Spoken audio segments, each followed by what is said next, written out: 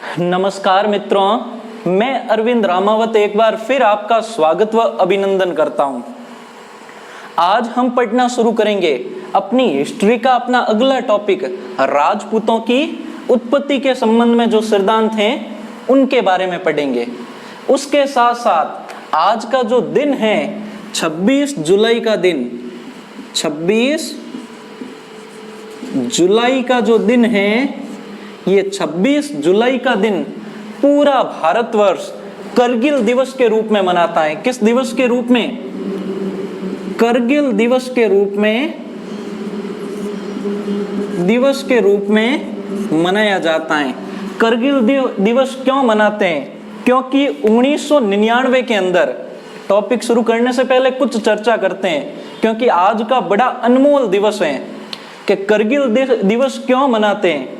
क्योंकि जब धोखे से पाकिस्तान ने अपने भारत पर आक्रमण किया और भारतीय सैनिकों का जो शौर्य था, जिसकी बदौलत हम पाकिस्तान को पटकनी दे पाए, उसका ये दिवस है, उनकी याद में मनाया जाता है। भारतीय उन वीरों को याद किया जाता है कि किस तरीके से उन्होंने अपने शौर्य के बलबूते पर भारत का झंडे का नाम पूरे विश्व के अंदर रोशन किया था। तो उसके उपरांत में मनाया जाता है जब 60 दिन युद्ध चला था करगिल का, और 60वें दिन 26 जुलाई 1999 के दिन भारत ने पाकिस्तान पर विजय प्राप्त की थी। उसका प्रतीक है ये दिन, उसका प्रतीक है अपना ये दिन। तो इनके बारे में मैं कुमार विश्वास की चंद पंक्तियां आपको सुनाता हूं, सुनना। उनका जो एक गीत है जो मेरे दिल के बड़ा नजदीक है, और इन पंक्तियों को कोई कॉपी पेस्ट करके हम कहीं से भी नहीं डालेंगे, सीधे आपको सुनाऊंगा मैं। तो कुमार विश्वास ने क्या लिखा देखो, मुझे उम्मीद है आप में से बहुत सारे लोगों के ये दिल के बड़ा नजदीक होगा ये गीत। तो कुमार विश्वास ने कहा कि है नमन उनको तो जिनके सामने बौना हिमालय, है नमन उनको तो जिनके सामने बौना हिमालय, जो धरा पर गिर पड़े तो आसमानी हो गए हैं, है नमन उनको तो जिनके सामने बौना हिमालय। मुझे सबसे ज्यादा आनंद आता है इस गीत की पंक्तियों को कि जो धरा पर गिर पड़े लेकिन फिर भी आसमानी हो गए, यानी जो धरती पर गिरे युद्ध के अंदर, लेकिन वो सैनिक अपनी वीरता के कारण आसमान के अंदर छा गए। तो जो धरा पर गिर पड़े तो आसमानी हो गए हैं, हमने लौटाए सिकंदर चोट खाए सर झुकाए, हमने लौटाए सिकंदर चोट खाए सर झुकाए, हमसे भिड़ते हैं वही जिनके मन इस धरा से भर गए हैं, है नमन उनको तो जिनके सामने बौना हिमालय। तो इन वीरों को याद किया जाता है, तो इनको नमन है, जिनकी बदौलत हम आज भी गर्व से कह सकते हैं कि हम किसी युद्ध से पीछे नहीं हटते, हमारी आर्मी। आइए अपने टॉपिक की बात करते हैं। शहीदों के लिए हमेशा सम्मान था और हमेशा रहेगा। तो आइए अपने टॉपिक की बात करते हैं, राजपूतों के उत्पत्ति के संबंधित सिद्धांत के बारे में देखते हैं। तो सबसे पहले देखना कि राजपूतों की उत्पत्ति के बारे में हम बात करें तो उत्पत्ति के बारे में याद रखना है कि सबसे पहले जो राजपूत शब्द था, राजपूत शब्द का मतलब क्या होता है? राजपूत शब्द मुख्यतः जो शब्द था वो राजपुत्र शब्द से बना है। संस्कृत भाषा के किस शब्द राजपुत्र से बना है, जिसका मतलब होता था कि राजा का पुत्र, या ये शब्द प्रयोग किया जाता था क्षत्रिय सैनिकों के लिए, क्षत्रिय सैनिकों के लिए यह शब्द प्रयोग किया जाता था। दूसरी चीज, अगर राजपूतों की उत्पत्ति के बारे में पढ़ रहे हैं तो हमें पता होना चाहिए कि इतिहास के अंदर किस काल को राजपूती काल की संज्ञा दी जाती है। देखो, उत्तरी भारत के अंदर एक बड़ा महान राजा हुआ जिसका नाम था हर्षवर्धन। हर्षवर्धन को उत्तरी भारत का स्वामी कहा जाता है। हर्षवर्धन नाम का एक राजा हुआ वर्धन वंश का, जिसने पूरे उत्तरी भारत पर विजय प्राप्त की, इसीलिए इसे उत्तरी भारत का स्वामी कहा जाता है। फिर चालुक्य नरेश पुलकेशिन द्वितीय से ये हर्षवर्धन पराजित हो जाता है।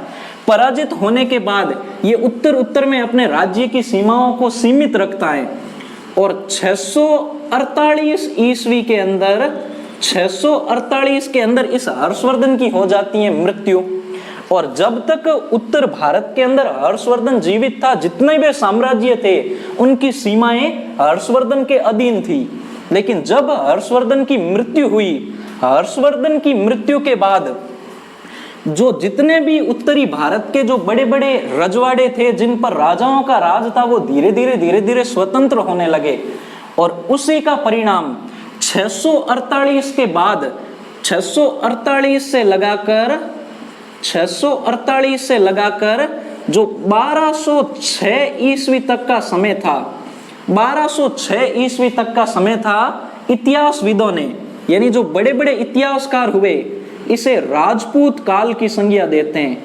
राजपूत काल की संज्ञा देते हैं। इसमें राजपूतों ने अपनी शक्ति का विस्तार किया और बड़े बड़े साम्राज्य स्थापित किए, जिनसे हम उन पर गर्व कर पाते हैं। तो उनकी उत्पत्ति कहां से हुई, उनके बारे में पढ़ेंगे। यानी 648 से लगाकर 1206, जब दिल्ली के अंदर दिल्ली सल्तनत की स्थापना नहीं हो जाती, इस समय जब कुतुबुद्दीन ऐबक इसी समय दिल्ली के अंदर गुलाम वंश की स्थापना करता है। गुलाम वंश की स्थापना होती है। इस समय गुलाम वंश क्यों कहा गया इसे, क्योंकि कुतुबुद्दीन जो ऐबक था वो मोहम्मद गौरी का एक दास था, एक गुलाम था, इसीलिए इसने अपने वंश का नाम रखा गुलाम वंश। तो ये इस वंश का नाम हुआ। यहां से दिल्ली सल्तनत की स्थापना होती है। 648 से लगाकर 1206 ईस्वी के जो मध्य का समय था, यानी हर्षवर्धन की मृत्यु और दिल्ली सल्तनत की शुरुआत, इसके बीच का जो समय था उसे कहा जाता है राजपूत काल की संज्ञा दी जाती है। किनके द्वारा? इतिहासकारों के द्वारा। ये चीज याद रखना। इसके अलावा हमें क्या क्या चीज याद रखनी है, देखो कि राजपूतों की उत्पत्ति के संबंध में मुख्य तो वैसे अलग अलग किताबें अलग अलग सिद्धांत देती हैं, लेकिन मुख्य तौर पर अगर समझना चाहे तो राजपूतों की उत्पत्ति के बारे में देखें तो 4 सिद्धांत आपको याद रखने, या 4 हम पढ़ेंगे जो महत्वपूर्ण हैं। 4 कौन कौन से? पहला अपन को पढ़ना है अग्निकुंड से उत्पन्न। अग्निकुंड से उत्पन्न। दूसरा जो सिद्धांत अपन को पढ़ना है वो पढ़ना है सूर्यवंशी व चंद्रवंशी, या इसे ही मैं कहना चाहूं तो इसे ही कहा वैदिक आर्यों की संतान। वैदिक आर्यों की संतान इसे ही कहा जाता है। तीसरा जो सिद्धांत हम पढ़ेंगे, देखो पहले पढ़ना क्या क्या है वो चीज देखते हैं। तीसरी जो चीज हमें पढ़नी है इसके अंदर वो पढ़ेंगे ब्राह्मणों की संतान या ब्राह्मणों से उत्पन्न। चौथा हम पढ़ेंगे विदेशियों की संतान, जो हम पढ़ेंगे विदेशियों की संतान। देखो ये 4 अपन को याद रखने हैं, सारे के सारे 4 याद रखने हैं उत्पत्ति से संबंधित सिद्धांतों के बारे में। कौन कौन से? अग्निकुंड से उत्पन्न, सूर्यवंशी या चंद्रवंशी या वैदिक आर्यों की संतान, या फिर ब्राह्मणों की संतान, या फिर विदेशियों की संतान। ये 4 चीजें याद रखनी है। अब देखो आइए एक एक पढ़ना शुरू करते हैं। सबसे पहले मैंने लिखा अग्निकुंड से उत्पन्न, या इन्हें कह सकते हैं अग्निवंशी, अग्निवंशीय। अब राजपूतों को अग्निवंशीय क्यों माना जाता है, इसका कारण क्या है, किसने इनको अग्निवंशीय माना? तो याद रखना कि एक ग्रंथ लिखा गया रासो साहित्य के अंदर जिसे कहा जाता है पृथ्वीराज रासो। पृथ्वीराज रासो। और आपको पता ही होगा पृथ्वीराज रासो किसने लिखा, कि पृथ्वीराज चौहान थे, उनका एक मित्र था या उनका एक सेवक था जिनका नाम था चंद्रबरदाई। चंद्रबरदाई ने ये लिखा पृथ्वीराज रासो, जिनके बारे में कहा जाता है कि 4 बांस 24 गज 8 अंगुल प्रमाण, ता ऊपर बैठो सुल्तान मत चूके चौहान।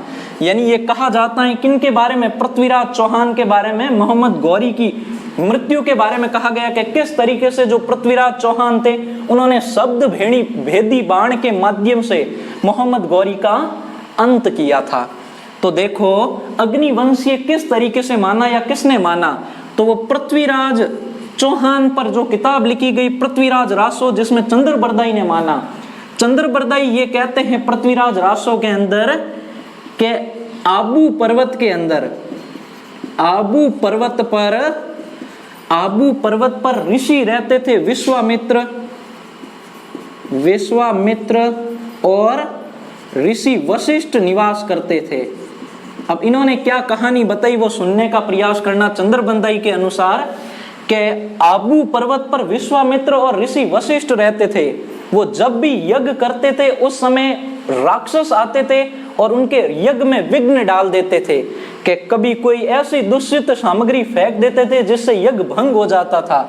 तो आखिर विश्वामित्र और वशिष्ठ ऋषि परेशान हो गए और उन्होंने एक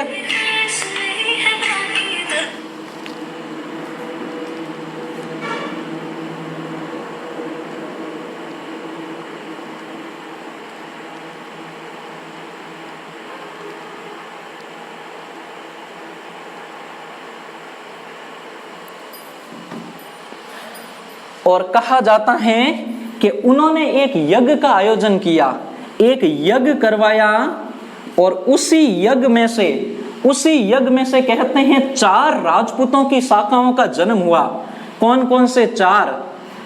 पहला कहा जाता है चौहान निकले। पहले कौन निकले? चौहान, जिन्हें चहवान भी कहा जाता है। तो पहली शाखा का जन्म हुआ जिसका नाम था चौहान। दूसरे हुए चालुक्य,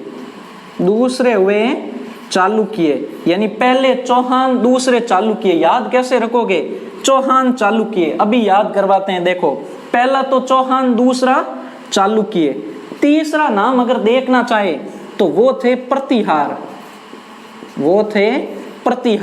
और चौथा नाम होगा अपना परमार। ये 4 शाखाओं का जन्म हुआ। यानी चंद्रबरदाई मानते हैं कि ऋषि वशिष्ठ के विश्वामित्र ने यज्ञ किया जिसमें से कहा जाता है चालुक्य, प्रतिहार और परमार।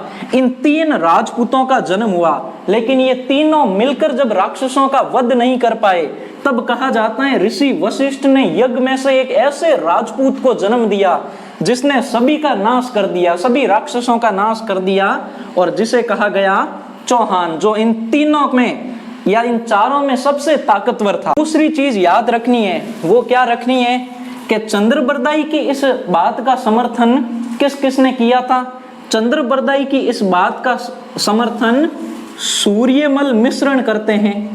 सूर्यमल मिश्रण इस बात का समर्थन करते हैं जो मोहतोण नैणसी थे। मोहतोण नैणसी वो भी इस बात का समर्थन करते हैं। तो हमें याद क्या रखना है? हमें देखो 2 चीजें याद रखनी पड़ती है इन सिद्धांतों के अंदर, कि कौन पक्ष में थे और कौन विपक्ष में। आप जो पक्ष में थे उनके नाम याद कर लो, अगर वो नहीं आएंगे तो उनके अलावा जो भी होंगे वो क्या होंगे? विपक्ष में होंगे। मैं कंफ्यूज नहीं करना चाहता दोनों के नाम लिखकर। देखो समझना कि अग्निवंशियों के समर्थन में कौन थे? अग्निवंशी कहां से माने जाते हैं? कि ऋषि विश्वामित्र और वशिष्ठ के यज्ञ से उत्पन्न हुए 4 राजपूत, चौहान, चालुक्य, प्रतिहार, परमार। चौहान, चालुक्य, प्रतिहार, परमार। चौहान, चालुक्य, प्रतिहार, परमार। 4 थे जो ऋषि वशिष्ठ के यज्ञ से या ऋषि विश्वामित्र के यज्ञ से उत्पन्न माने जाते हैं, जिनका समर्थन किसने किया? सूर्यमल मिश्रण और मोहतोण नैणसी ने। याद कैसे रखोगे? देखो इस तरीके से रखना कि चंद्र सूर्य नयन सी, याद कैसे रखोगे देखो तरीका बता रहा हूं, चंद्र सूर्य नयन सी तीनों अग्नि कुंड में कूद सी।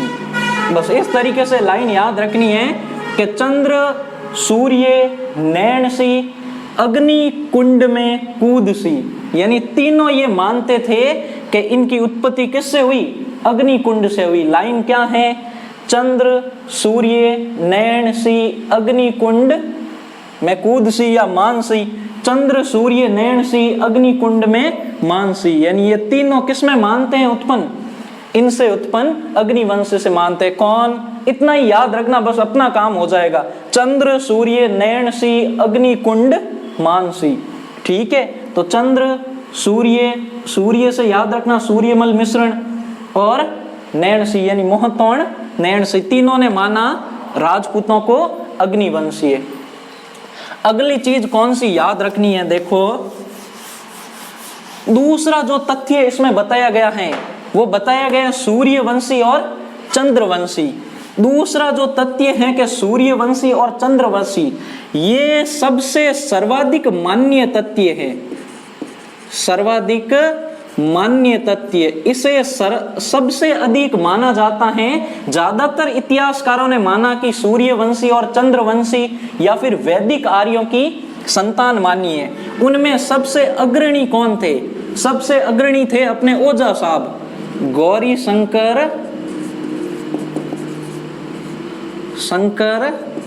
हीराचंद ओझा।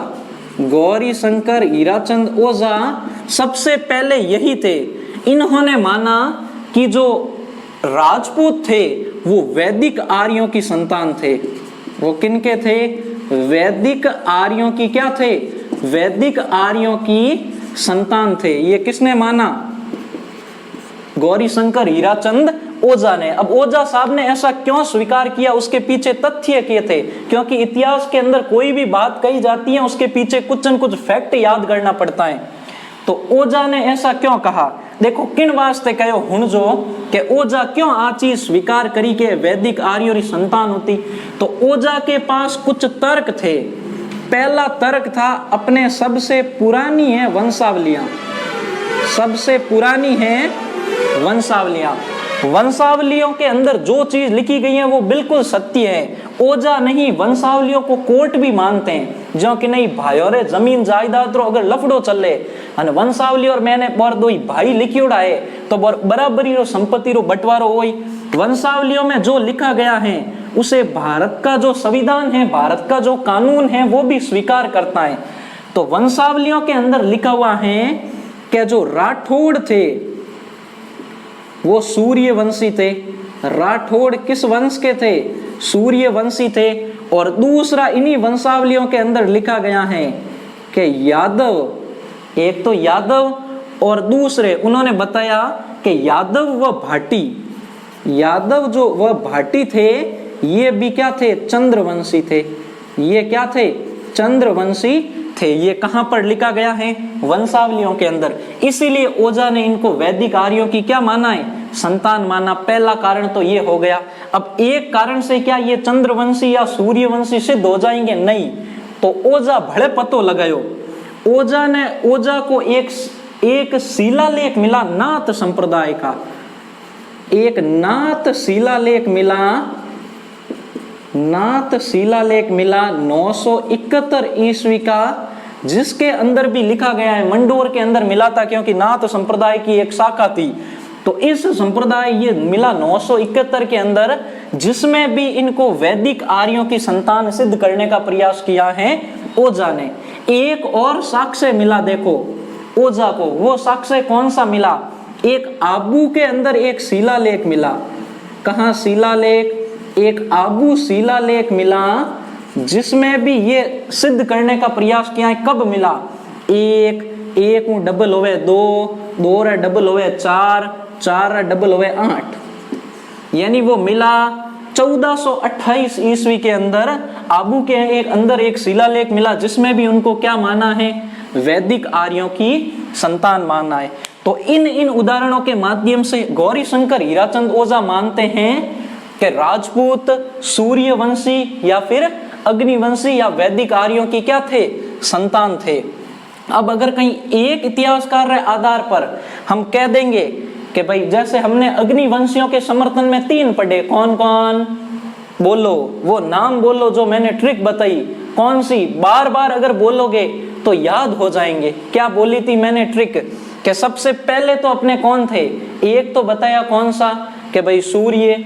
सूर्य क्या क्या बताया था, देखो नाम के अंदर अग्निवंशियों से संबंधित वो बताया गया था। इनके सिर्फ 3 ही हैं, याद रखना। पहले तो कौन, चंद्रबरदाई, तो चंद्रबरदाई का सिर्फ चंद्र याद रखना कि चंद्र, सूर्य, नैणसी, तीनों अग्निकुंड मानसी, यानी तीनों ने किससे माना, अग्निकुंड से माना है। और गौरीशंकर हीराचंद ओझा ने सूर्यवंशी व चंद्रवंशी या वैदिक आर्यों की संतान माना, किसको, राजपूतों को। दूसरा उदाहरण कौन सा दे अपने, जगदीश सिंह गहलोत। जगदीश सिंह गहलोत इतिहासकार हुए। जगदीश सिंह गहलोत ने माना, गहलोत ने भी माना कि ये चंद्रवंशी या सूर्यवंशी थे। किस किस आधार पर, इन्होंने अपना आधार बनाया अग्नि पुराण को। अग्नि पुराण को अपना आधार बनाया। अग्नि पुराण के अनुसार इन्होंने माना कि जो भगवान राम व लक्ष्मण जी थे या भगवान राम थे वो सूर्यवंशी थे। वो क्या थे, सूर्यवंशी थे। और जो कृष्ण थे, कृष्ण व अर्जुन थे, वो चंद्रवंशी थे, चंद्रवंशी थे। तो इन दोनों की, भाई सूर्य और चंद्रवंशी थे, इन दोनों की संतान थे राजपूत। इन दोनों की संतान थे कौन, राजपूत। ये किसने माना, ये जगदीश सिंह गहलोत ने ये माना। तीसरा अगर नयन चंद्र सूरी का देखें, नयन चंद्र सूरी, इनका नाम याद रखना। इन्होंने एक ग्रंथ लिखा हमीर महाकाव्य, हमीर महाकाव्य लिखा। हमीर महाकाव्य के अंदर इन्होंने हमीरदेव चौहान के बारे में लिखा और इन्होंने कहा कि जो चौहान थे, इन्होंने बताया कि चौहान क्या थे, सूर्यवंशी थे। क्या थे, सूर्यवंशी थे। इन्होंने भी चौहान को क्या माना, सूर्यवंशी। और चौथे इतिहासकार हुए दशरथ शर्मा। दशरथ शर्मा भी किन पर विश्वास करते हैं, दशरथ शर्मा भी मानते हैं कि सूर्यवंशी और चंद्रवंशी थे कौन, राजपूत। एक सीवी वेद हुए, इन्होंने माना कि जो राजपूत थे वो वैदिक आर्यों की क्या थे, संतान। वैदिक आर्यों की क्या थे, संतान। तो इनके नाम याद रखना, गौरीशंकर हीराचंद ओझा, जगदीश सिंह गहलोत, नयन चंद्र सूरी, दशरथ शर्मा और सीवी वेद। ये सारे चंद्रवंशी, सूर्यवंशी या वैदिक आर्यों की क्या मानते हैं, संतान मानते हैं। किनको, राजपूतों को। ये इनके याद। तीसरा राजपूतों के उत्पत्ति के संबंधी तथ्य को देखते हैं तो वो माना जाता है ब्राह्मणों से उत्पन्न, ब्राह्मणों से की संतान, ब्राह्मणों की संतान, ब्राह्मणों की संतान माना। अब ब्राह्मणों की संतान किसने माना, तो 3 नाम याद रखना। एक तो रखना D.R. भंडारकर, इनका नाम याद रखना है। दूसरा जो नाम याद रखना है वो आपको रखना है कि रसिक प्रिया या रसिक प्रिया, जो गीत गोविंद का टीका लिखा गया था उससे संबंधित हैं। गीत गोविंद का टीका। अब देखो, और तीसरा नाम याद रखना है गोपीनाथ शर्मा का, गोपीनाथ शर्मा का। देखो एक तो हो गए गोपीनाथ शर्मा, एक D.R. भंडारकर और एक रसिक प्रिया का टीका। इन तीनों में देखना, इन तीनों में ये माना गया है कि राजपूत ब्राह्मणों की संतान थे। कैसे, D.R. भंडारकर ने कैसे, D.R. भंडारकर ने माना कि राजपूत किसी विदेशी ब्राह्मण की क्या थे, विदेशी ब्राह्मण के संतान थे, विदेशी ब्राह्मण की संतान थी। यानी विदेशी ब्राह्मण का संतान इन्होंने किस आधार पर कहा, D.R. भंडारकर ने। तो 2 आधार मिलते हैं, देखो 2 आधार पर कहा। एक तो मंडोर के अंदर एक शिलालेख मिला, जोधपुर मंडोर के अंदर एक शिलालेख मिला जिसमें ये कहा गया, जिसमें कहा गया, क्या कहा गया, देखो कि एक ब्राह्मण था, नागर जाति का एक ब्राह्मण था कि नागर ब्राह्मण का जो विवाह था वो भद्रा नामक राजकुमारी से हुआ था, और जिनसे जो संतान उत्पन्न हुई उन्हें कहा गया प्रतिहार। उन्हें कहा गया क्या? प्रतिहार कहा गया। दूसरा इन्होंने माना कि जो राजशेखर थे, ये पहला तो इन्होंने मंडोर के अंदर जो शिलालेख मिला, मंडोर शिलालेख के आधार पर कहा, और दूसरा जो इन्होंने कारण बताया था वो बताया एक भीलवाड़ा के अंदर एक अभिलेख मिला। भीलवाड़ा के अंदर एक अभिलेख मिला जिसमें इन्होंने कहा कि राजशेखर नाम का एक ब्राह्मण था जिसकी अवंती की जो राजकुमारी थी उससे विवाह हुआ था और उनसे राजपूतों की एक शाखा का जन्म हुआ। तो ये किसने कहा? D.R. भंडारकर ने। विदेशी ब्राह्मण से इनको माना। प्रश्न भी पूछा गया कि विदेशी ब्राह्मण की संतान राजपूतों को किस इतिहासकार ने माना? तो D.R. भंडारकर ने माना। रसिक प्रिया का जो टीका था, रसिक प्रिया लिखा गया गीत गोविंद के टीके पर, उसमें महाराणा कुंभा ये स्वीकार करते हैं कि जो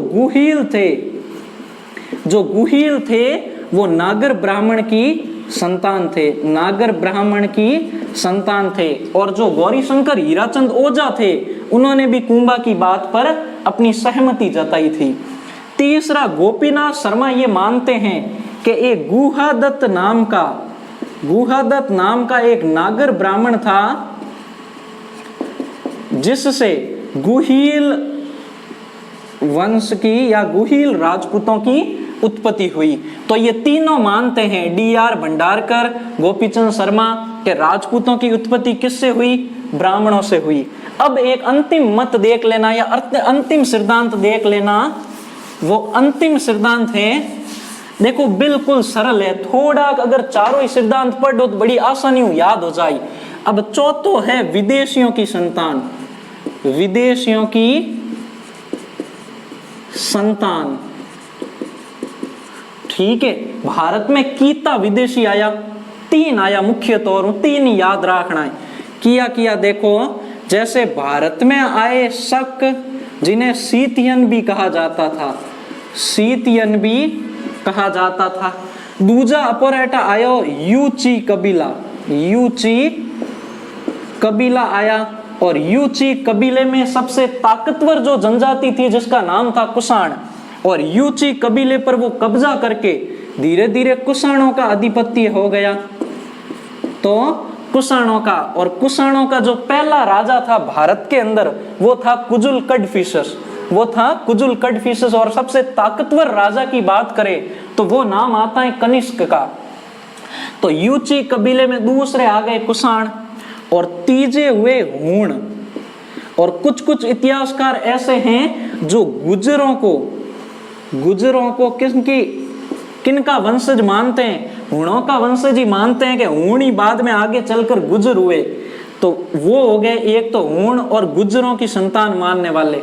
अब समझना, शक व सीतियन की संतान माना था कर्नल जेम्स टॉड ने। इन्होंने अप्रत्यक्ष रूप से समर्थन किया था किनका? अग्निकुंड वालों का भी।